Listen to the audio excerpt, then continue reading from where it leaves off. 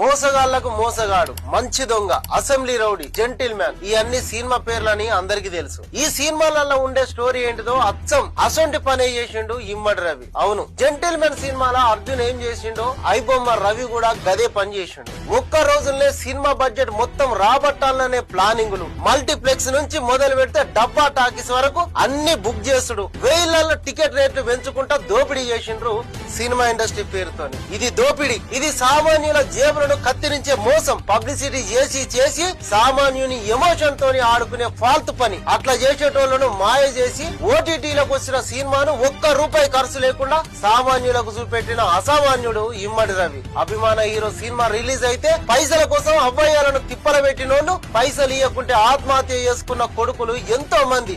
అంటే మనకు తెలియకుండానే మన మెదడును ఆపరేట్ చేస్తున్నారు ఈ సినిమా వాళ్ళు. ఈ దోపిడీ చేసే దొంగల సినిమాలు రిలీజ్ అయితే ట్రాఫిక్ జాములు, తొక్కిసలాటలు, పోలీసు వ్యవస్థలు అట్లా కొంత ఆగం.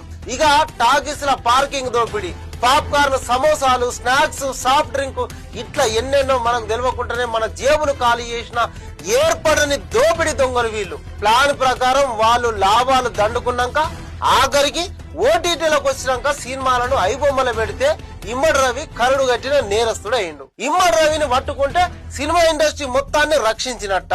ఇమ్మడి రవి చేసింది తప్పే కావచ్చు, చట్ట